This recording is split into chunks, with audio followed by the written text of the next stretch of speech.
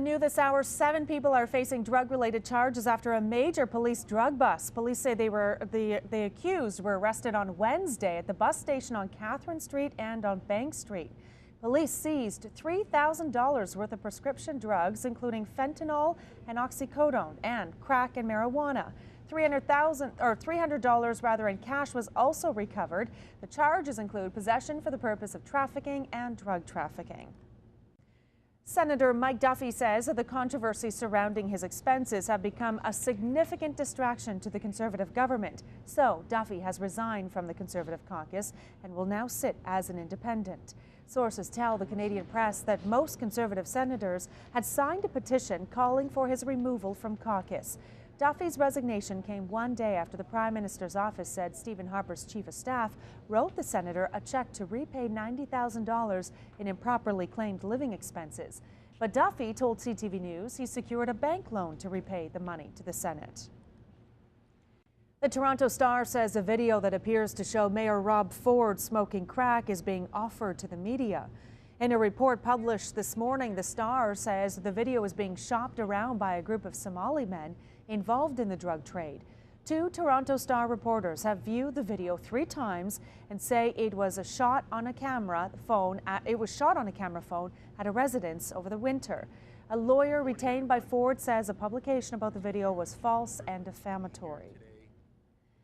You will be able to visit the LCBO before heading to the cottage this weekend. Liquor stores are open across Ontario today after a tentative deal was reached. The LCBO and the union representing employees reached a deal just hours before a midnight strike deadline.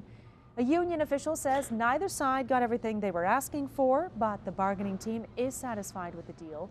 The major issue was part-time and temporary work. A Quebec man is in stable condition in hospital after being shot in the head by an officer northeast of Ottawa. The shooting happened in the small community of SAINTE-SIXTE, halfway between Ottawa and Montebello. Quebec Provincial Police responded to a call around 10 last night about an individual in crisis. Police say a 42-year-old man armed with a long gun was shot in the head by an officer. A 20-year-old man remains in police custody facing a charge of attempted murder in relation to a stabbing in Orleans. Ottawa police were called to a home on Fernleaf Crescent Wednesday afternoon where a man was found with his throat slashed. Family members say Michael Wassil remains in hospital with life-threatening injuries.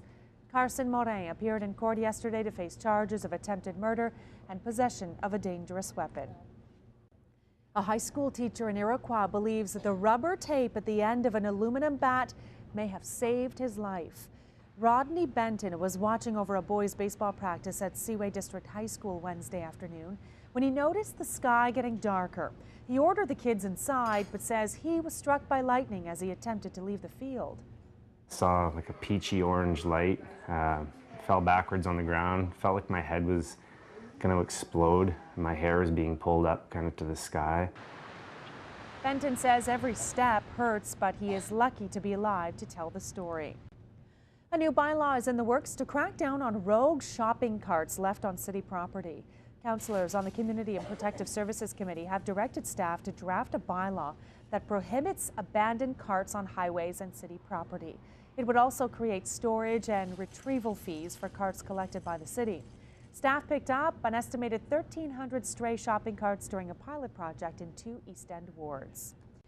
And boats will be floating down the Rideau Canal today. The 2013 boating season kicks off this morning along the historic waterway. Parks Canada has reduced the hours of operation for lock stations this summer.